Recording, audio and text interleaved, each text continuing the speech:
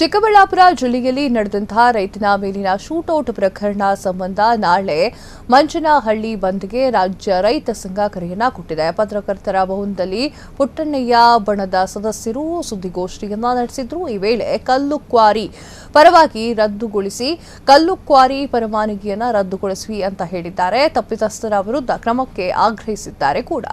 ಇದೇ ವೇಳೆ ಜಿಲ್ಲೆಯ ಶಾಸಕರು ಸಂಸದರ ವಿರುದ್ಧವೂ ಕೂಡ ಕಿಡಿಕಾರಿದ್ದಾರೆ.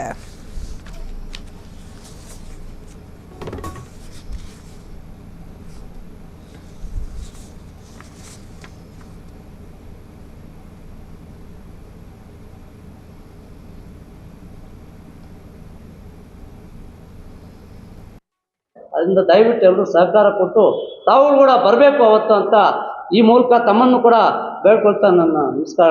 ಫಾರಿನ್ ಕ್ಯಾನ್ಸಲ್ ಮಾಡಬೇಕು ಮತ್ತೆ ಅವನು ಗಡಿ ಪಾರ್ ಮಾಡಬೇಕಂತ ನಮ್ಮ ಒತ್ತಾಯಗಳಿವೆ. ಅದರಿಂದ ದಯವಿಟ್ಟು ಎಲ್ಲರೂ ಸಹಕಾರ ಕೊಟ್ಟು ತಾವು ಕೂಡ ಬರಬೇಕು ಅವತ್ತು ಅಂತ ಈ ಮೂಲಕ ತಮ್ಮನ್ನು ಕೂಡ ಬೇಡ್ಕೊಳ್ತಾ ನನ್ನ ನಮಸ್ಕಾರ. ಫಾರಿನ್ ಕ್ಯಾನ್ಸಲ್ ಮಾಡಬೇಕು ಮತ್ತೆ ಅವನು ಗಡಿ ಪಾರ್ ಮಾಡಬೇಕಂತ ನಮ್ಮ ಒತ್ತಾಯಗಳಿವೆ. ಅದರಿಂದ ದಯವಿಟ್ಟು ಎಲ್ಲರೂ ಸಹಕಾರ ಕೊಟ್ಟು ತಾವು ಕೂಡ ಬರಬೇಕು ಅವತ್ತು ಅಂತ ಈ ಮೂಲಕ ತಮ್ಮನ್ನು ಕೂಡ ಪ್ರಮುಖವಾಗಿ ಸೇರ್ತಾ ಇದ್ದೀವಿ. ಒಂದು ಜಿಲ್ಲಾಡಳಿತಕ್ಕೆ ಮತ್ತು ಶಾಸಕರಿಗೆ ಇದೊಂದು ಪಾಠ ಕಲಿಸೋ ರೀತಿಯಲ್ಲಿ ನಾವು ಅಲ್ಲಿನ ಒಂದು ಬಂದನ್ನು ಯಶಸ್ವಿ ಮಾಡ್ತೀವಿ ಅಂತ ಒಂದು ಆತ್ಮವಿಶ್ವಾಸ ನಮಗಿದೆ. ಶಾಂತಿಯುತವಾಗಿ ಬಂದ್ ಮಾಡ್ತೀವಿ. ಇದಕ್ಕೆ ಯಾವುದೇ ಅಧಿಕಾರಿಗಳು ಅಡ್ಡಿಪಡಿಸಬಾರ್ದು. ಈಗಾಗಲೇ ಮನವಿಯನ್ನು ನಿನ್ನೆ ಕೊಟ್ಟಿದ್ದೀವಿ, SP ಗೂ ಜಿಲ್ಲಾಧಿಕಾರಿಗಳು ತಲುಪಿಸಿದ್ದೀವಿ. ಅದಕ್ಕೆ ಅವರು ಬೇಡ ಅಂತ ನಕರಾರು ಹೇಳಿದ್ದಾರೆ. ಯಾಕೆ ಈಗ ನಾವು ಅರೆಸ್ಟ್ ಮಾಡಿದ್ದೀವಿ, ನೀವು ಯಾಕೆ ಸುಮ್ಮನೆ ಇರಿ ಅಂತ. ಆದರೆ ಕ್ವಾರಿಯನ್ನು ರದ್ದು ಮಾಡಬೇಕು. ಮತ್ತೆ ಬರ್ತಾರೆ ಅಂತ ಅಣ್ಣ ತಮ್ಮಂದಿರು ಅವ್ರು ಏನಿದ್ದಾರೆ ಅಂತ ಗೂಂಡಾಗಳು ರೌಡಿಗಳು ಅವನ್ನ ಗಡಿ ಪಾರ್ ಮಾಡ್ಬೇಕಾದ್ರೆ ಈಗ ನಾವು ಇದಕ್ಕೆ ಅವನ್ನ ಅರೆಸ್ಟ್ ಮಾಡಿ ಜೈಲಲ್ಲಿ ಇಡ್ಬೇಕಲ್ಲ. ಜೈಲಿಂದ ಆದ್ಮೇಲೆ ಗಡಿ ಪಾರ್ ಮಾಡ್ಬೇಕು. ಅವ್ನ ಶಿಕ್ಷೆ ಅನುಭವಿಸ್ಬೇಕು. ಶಿಕ್ಷೆ ಅನುಭವಿಸಿ ಆಮೇಲೆ ಗಡಿ ಪಾರ್ ಮಾಡ್ಬೇಕು. ಇವಾಗ ಗಡಿ ಪಾರ್ ಮಾಡಕ್ ಹೋದ್ರೆ ಅವನು ಮತ್ತೆ ತಪ್ಪಿಸ್ಕೊಳ್ತಾನೆ. ನಮ್ಮ ಚಿಕ್ಕಬಳ್ಳಾಪುರ ಡಿಸ್ಟಿಕ್ ಅಲ್ಲಿ ಇದೇ ಫಸ್ಟ್ ಆಗಿರೋದು, ಗುಂಡಿ ಹೊಡೆದಿರೋದು.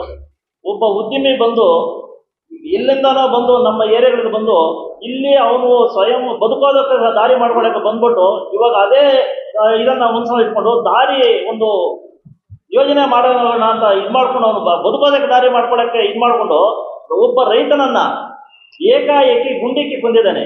ಅವನು ಸಾಯಿಸೋದಕ್ಕೆ ಇದು ಮಾಡಿದ್ದಾನೆ.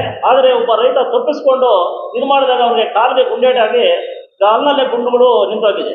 ಅಂತ ಪರಿಸ್ಥಿತಿ ಬಂದಿದೆ. ಆವಾಗ ನಮ್ಮ ರೈತರು ಒಗ್ಗಟ್ಟಾಗಿ ಅವನನ್ನ ಇಳಿಸಬೇಕಾಗಿತ್ತು. ಆದರೆ ಭಯಭೀತರಾಗಿ ಯಾವಾಗ ರಿವಾಲ್ವರ್ ಅಂತದನ್ನ ನೋಡಿರಲ್ಲ, ಅದಕ್ಕೆ ಭಯ ಬಿದ್ದುಬಿಟ್ಟು ನಮ್ಮನ್ನು ಸುಟ್ಕೊಡ್ತಾನೆ ಅನ್ನೋ ಒಂದು ಯೋಚನೆ ಮಾಡಿಕೊಂಡು ಅವ್ರು ಹಿಂದೋಗಿದ್ದಾರೆ.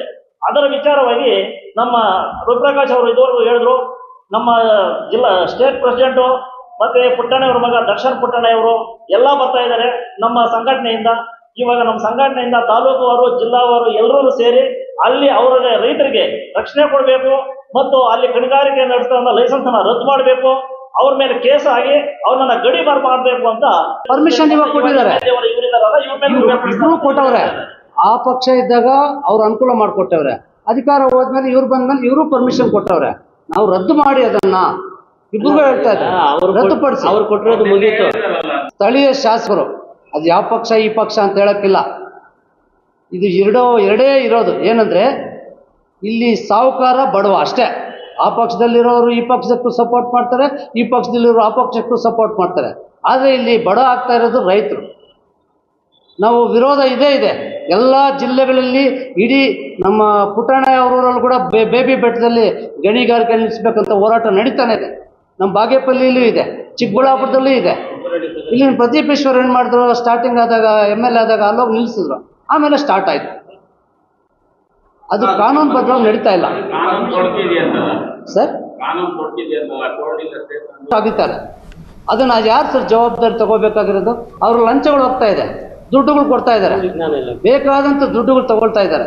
ಕಂಪ್ಲೇಂಟ್